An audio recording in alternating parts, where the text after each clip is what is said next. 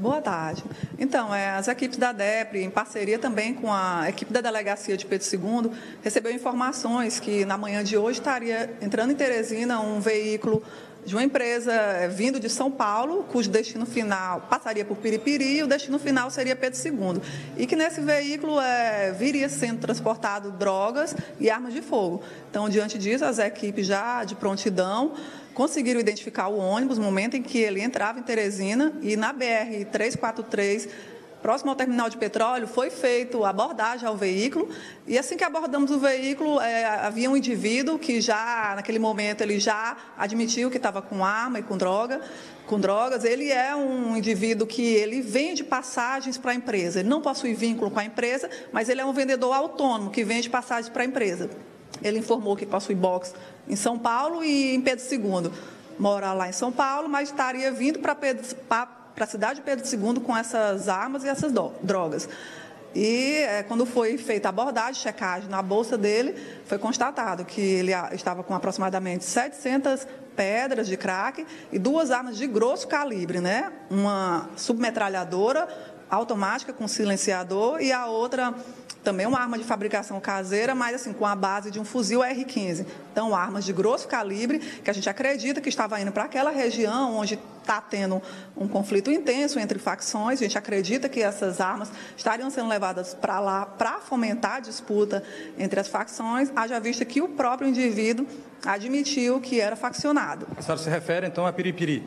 Exatamente, porque ele ia para a região de Pedro II, ele admitiu que morava em São Paulo, mas que também possui box em Pedro II e que, pelo menos uma vez por mês, ele faz esse trajeto de São Paulo a Pedro II. Então, a gente acredita que, nesse momento de tensão que está ocorrendo naquela região, que essas armas de fogo viriam para fomentar essa disputa, né, para abastecer uma das facções. Ok, então, delegado, vamos ao estúdio do Jornal do Piauí. O Tiago Melo tem um questionamento. Tiago.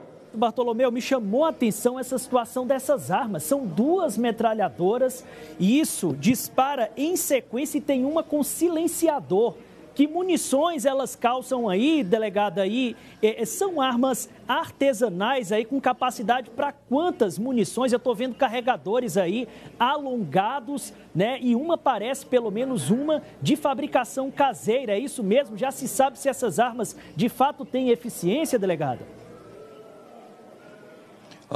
Tiago, a delegada tem uma dificuldade de ouvir o teu questionamento, mas eu vou repassar para a delegada. O Tiago está, inclusive, impressionado com a capacidade de fogo dessas armas, delegada. Gostaria que a senhora falasse um pouquinho do perfil dessas armas, por favor. Isso, segundo foi levantado aqui, as armas elas são de fabricação caseira, porém com alto poder de fogo, tendo em vista que uma delas é uma base de fuzil R15 e a outra uma base de submetralhadora automática, né? A capacidade delas são de carregadores de 30 munições de 9 milímetros. Então, uma delas com silenciador. Então, assim, armas com alto poder de fogo, silenciador que facilita na atuação dos criminosos que querem ali passar despercebidos.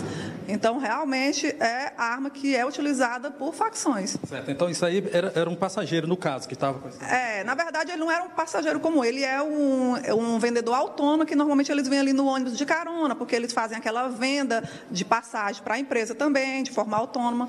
E aí, após a apreensão dele com essas armas e essas drogas, foi realizada uma abordagem em todos os passageiros, em todas as bagagens, e com um outro passageiro foi localizado também mais 2 tabletes de maconha. Aparentemente, não possui vinculação entre os dois, né? Mas aí demonstra que realmente muitas pessoas utilizam ônibus interestaduais para esse transporte de entorpecentes. Foi encontrado alguma coisa com o motorista do ônibus? Não, o motorista nada foi encontrado, ele informou que não sabia. O próprio indivíduo preso com as armas e com a droga informou que realmente eles não sabiam de nada, estava na bolsa particular dele, né? No primeiro momento ele até tentou esconder, mas o delegado que entrou no ônibus visualizou o exato momento e aí conteve. Qual a situação nesse momento, então, dos passageiros? Não, os passageiros foram liberados, quem não tinha nada foi liberado, o ônibus também foi liberado, tendo em vista que nada ficou comprovado do envolvimento do motorista, nem da empresa. Ele mesmo admitiu que é um vendedor autônomo de passagens, então quem foi autuado foi esse indivíduo, e o passageiro que estava com a maconha também. Mas 2 situações distintas, 2 autos de prisão em flagrante separados. Ok, então vamos para mais um questionamento do Tiago Melo. Tiago. Isso, eu perguntaria para a delegada, porque no final do ano passado, numa situação muito semelhante, a polícia conseguiu também interceptar um ônibus que vinha com droga e o destino final dele seria também a região norte do estado do Piauí. Esses ônibus, tidos como clandestinos, estão servindo realmente como meio de transporte para ilícitos aqui no estado do Piauí? E há alguma vinculação que possa ser estabelecida entre um caso e outro, delegado? Não ouvi. Delegado, o Tiago disse que no final do ano passado um outro ônibus também foi interceptado pela polícia e acabou sendo encontrado também drogas. Ele pergunta se há alguma ligação e dessa forma que vem se repetindo, pode se caracterizar como um corredor realmente de tráfego? Nesse primeiro momento, a gente não tem como informar se esse passageiro ele tem vinculação com outros, né? Mas ocorre bastante. A DEPRI já atuou em algumas situações, inclusive em operações temáticas. Sempre a gente apreende droga em veículo vindo daquela região de São Paulo. No final do ano passado, realmente, também tivemos apreensão, cujo destino final seria a cidade de Castelo do Piauí, e naquela ocasião também foram apreendidas drogas em ônibus interestadual.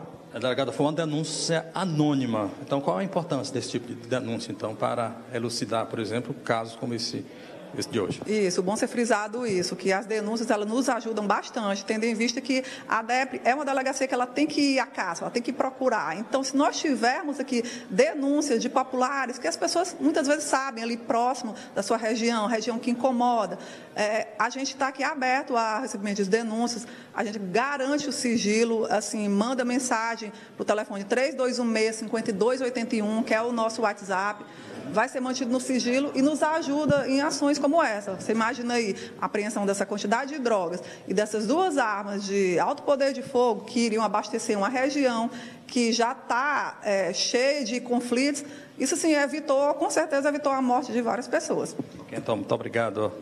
Eu gostaria também de enfatizar aqui o apoio da Delegacia de Pedro II, lá da região também parceira aqui da gente, e do Núcleo de Operações com Cães, né, onde a nossa cadela também tem uma participação aqui de extrema importância, tendo em vista que ela localizou uma das drogas também, um dos tipos de drogas apreendidos. Então, é isso, estamos aqui nessa parceria em conjunto. Qual é o nome da cadela?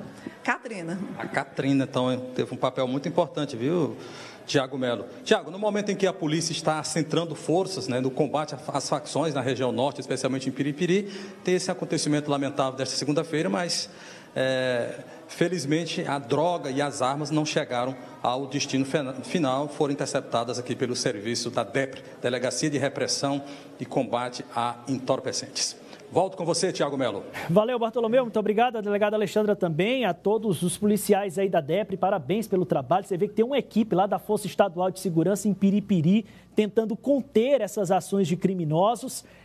Deu uma estabilizada em relação a crimes contra a vida lá do começo do ano para cá. Acho que já são 23 dias sem ter um homicídio vinculado a coisa de facção. Mas aí já estava se levando um armamento como esse, capaz de fazer uma série de disparos, carregadores com 30 munições, indo num ônibus particular, um ônibus clandestino. Você vê como é o tamanho do desafio da polícia. Não fosse a denúncia anônima, ia passar, né? Então, o cidadão também precisa tomar para si essa responsabilidade, né? Claro, com os devidos cuidados, as devidas cautelas para não se expor, mas buscar os canais de denúncia anônima para acionar a polícia. Certamente a apreensão dessas armas impediu uma série de mortes ali naquela região. Ia começar em Pedro II, mas aluga a arma, né? Aí passava para Piripiri, passava para Luiz Correia, passava para Parnaíba, né? Então, de grande importância esse trabalho.